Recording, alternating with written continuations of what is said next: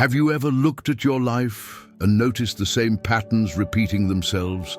The same type of relationship that ends the same way? The same career obstacle that appears in different forms? The same emotional reaction that sabotages you at crucial moments? The same self-destructive behavior that you swore you'd never do again? Yet here you are, doing it once more. Most people chalk this up to bad luck, circumstances beyond their control, or simply being unlucky in love or not meant for success. But Carl Jung discovered something far more profound and far more unsettling. You will keep repeating the same mistakes until you learn what your unconscious mind is trying to teach you. This isn't punishment or cosmic bad luck. It's your psyche's relentless attempt to bring something crucial into your awareness. Jung understood that the unconscious mind doesn't communicate through logical arguments or rational explanations. It communicates through patterns, symptoms, and repetitions. When there's something in your unconscious that needs to become conscious, a denied emotion, a disowned part of yourself, an unlearned lesson, a truth you're avoiding, your psyche will keep creating situations that force you to confront it. Think about it this way. Imagine your unconscious as a wise but frustrated teacher, and you as a stubborn student who keeps skipping the same lesson. The teacher doesn't give up.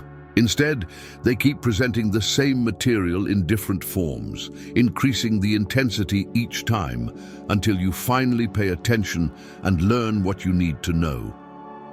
This is exactly what your unconscious does through repetitive patterns. As Jung observed, we cannot change anything until we accept it. Condemnation does not liberate, it oppresses. This simple statement contains a profound truth about why we repeat mistakes. Most people, when they notice a pattern in their lives, respond with self-condemnation.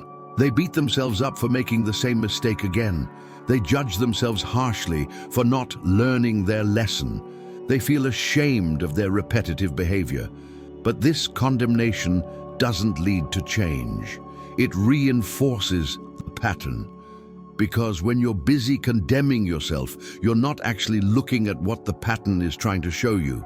You're not curious about what your unconscious is communicating. You're not accepting the reality of what's happening so you can understand it. You're just creating another layer of resistance that keeps the pattern locked in place. Jung discovered that every repetitive pattern in your life is connected to something in your unconscious that you have not integrated. Perhaps it's a part of yourself you've disowned, your anger, your neediness, your ambition, your vulnerability. Maybe it's a truth about yourself or your life that you've been avoiding. It could be an emotion you've never fully processed, or a belief about yourself that operates beneath your conscious awareness. Whatever it is, your unconscious will keep engineering situations that activate this unintegrated material. It's not trying to torture you, it's trying to heal you. But healing requires consciousness. You can't integrate what you won't acknowledge. You can't heal what you refuse to feel. You can't change what you won't see. Let's look at how this plays out in real life. Consider the person who keeps choosing partners who are emotionally unavailable. They might consciously want a loving, committed relationship, but they unconsciously gravitate toward people who can't provide that. After each relationship ends, they swear they'll choose differently next time. Yet somehow, despite their best conscious intentions, they find themselves attracted to the same type of person again. From a Jungian perspective, this pattern is communicating something crucial. Perhaps this person has an unconscious belief that they're unworthy of real love. Or maybe they're terrified of genuine intimacy and unconsciously choose unavailable partners as a defense mechanism. The pattern might be connected to their relationship with a parent who was emotionally distant. Whatever the specific cause, the repetition is the psyche's way of saying, and there's something here you need to look at. But instead of looking, most people just keep repeating. They blame the partners. They blame their luck. They blame circumstances. They might even recognize the pattern intellectually, I always choose unavailable people, but intellectual recognition without deeper psychological work does not break the pattern, because the pattern isn't operating at the intellectual level, it's operating at the unconscious level. Or consider the person who keeps self-sabotaging right before success. Every time they're about to achieve something significant, they do something that undermines their progress. They procrastinate on a crucial deadline. They get into a fight with an important colleague. They suddenly lose motivation. They make an uncharacteristic mistake that costs them the opportunity. This pattern is often connected to unconscious beliefs about success, worthiness, or what Jung called the fear of one's own greatness.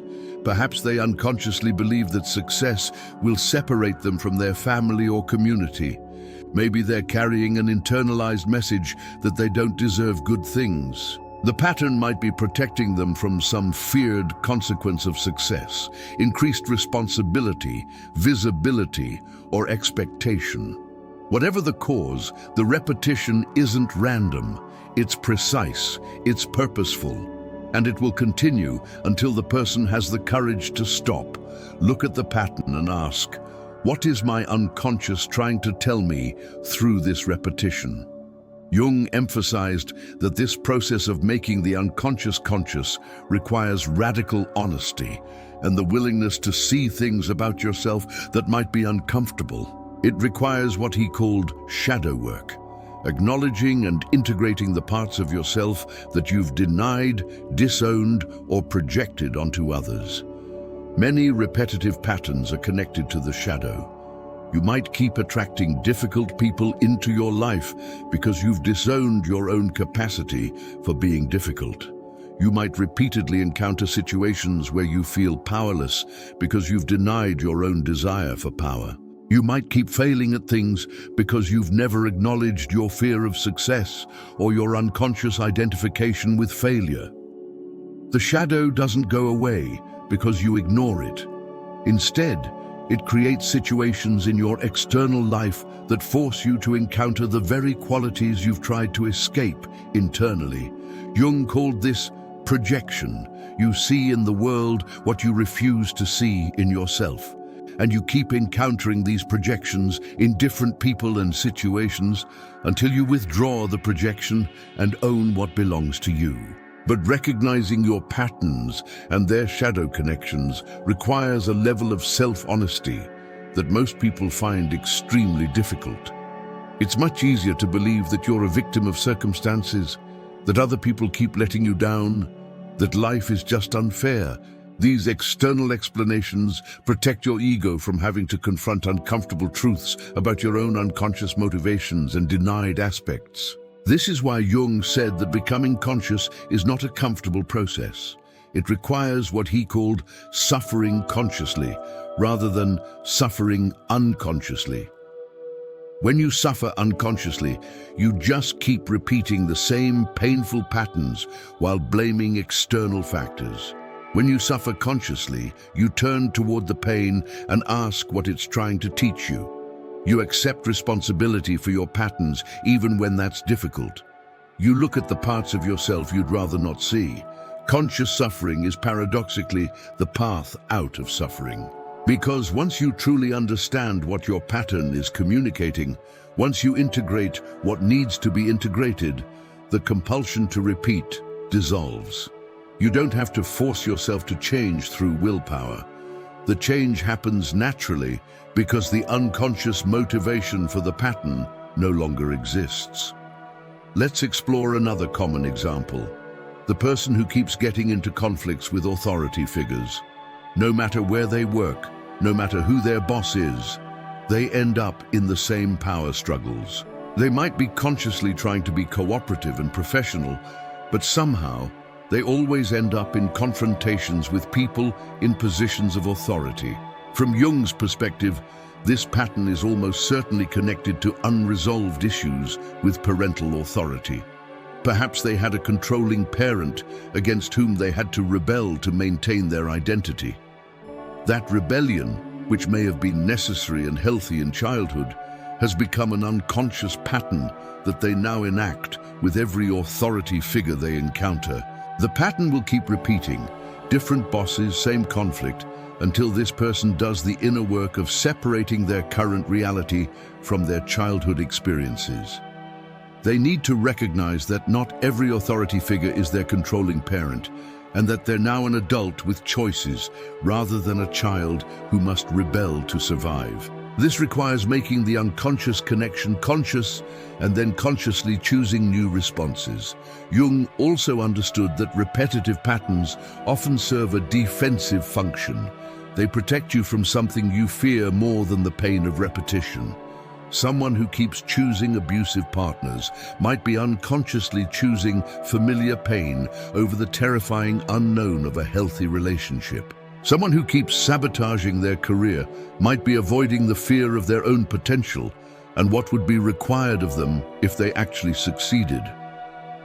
These defenses are often established in childhood when they may have been necessary for psychological survival, but what protected you as a child often imprisons you as an adult. The challenge is that these defensive patterns operate unconsciously, so you experience them as just the way things are, rather than as choices you're making.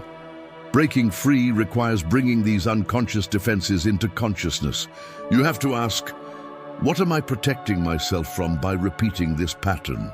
What would I have to face if this pattern changed? What am I avoiding by staying stuck? These questions can reveal the hidden payoffs that keep destructive patterns in place. Sometimes the payoff is avoiding responsibility. If you keep failing, you never have to deal with the pressure of success. Sometimes it's maintaining a familiar identity.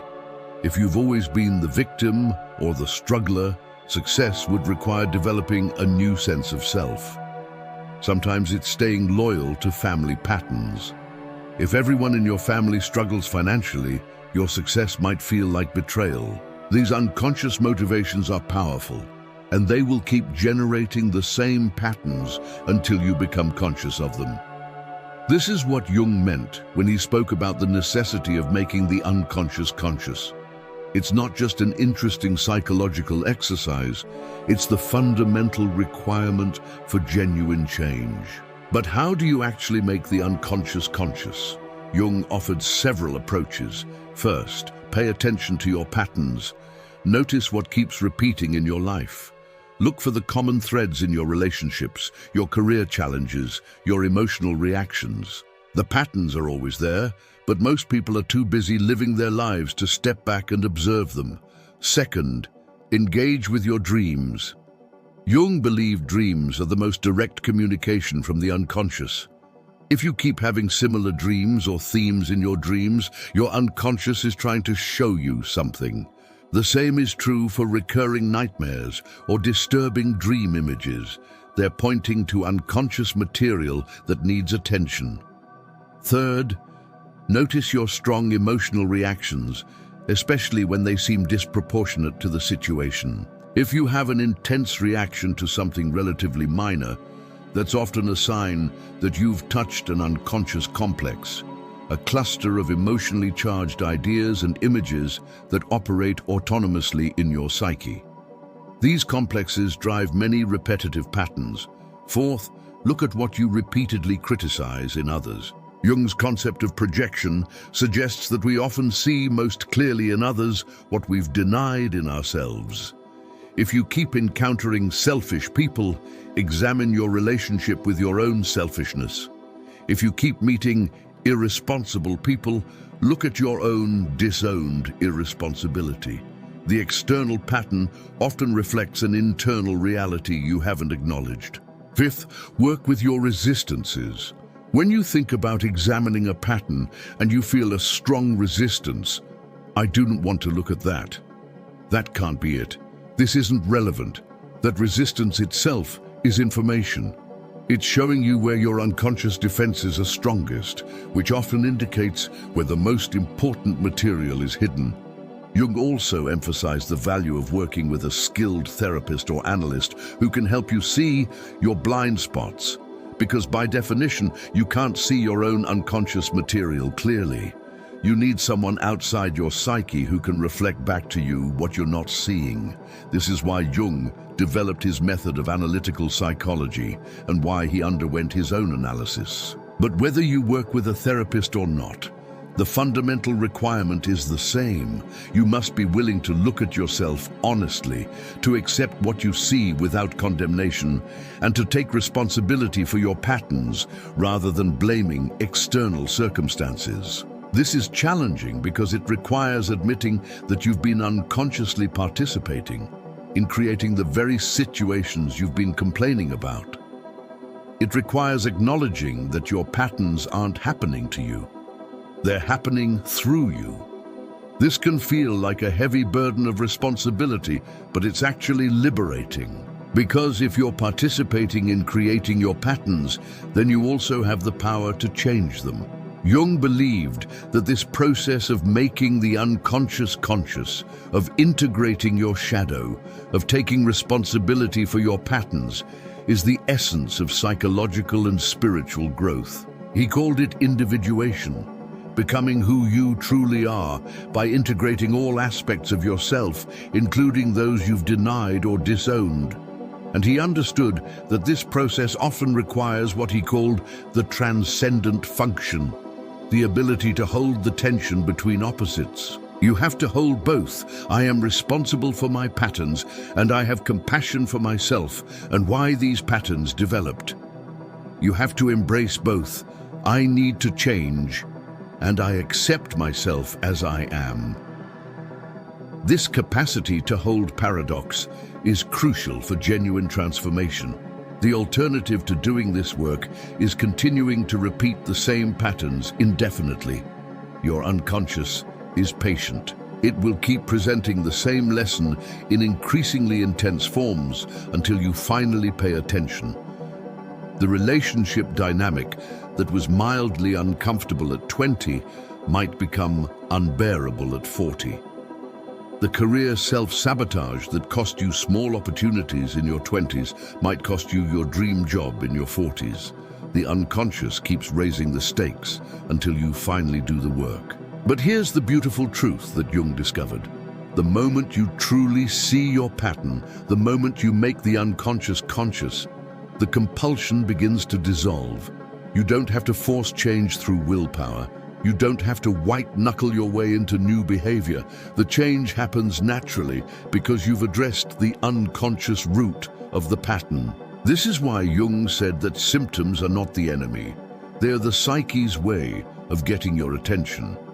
Every repetitive pattern, every recurring problem, every familiar pain is actually your unconscious mind trying to guide you toward greater wholeness. When you understand this, you can stop seeing your patterns as evidence of your failure and start seeing them as invitations to grow. The pattern isn't repeating because you're broken or cursed or unlucky. It's repeating because there's something you need to learn, something you need to integrate, some part of yourself you need to reclaim. And your wise unconscious will keep creating opportunities for this learning until you finally embrace the lesson. If you've recognized your own patterns in this exploration, if you've seen how you've been repeating the same mistakes while blaming external circumstances, then you're ready to begin the real work. Write in the comments, "I see my pattern and I'm ready to learn." And commit to the process of making your unconscious conscious.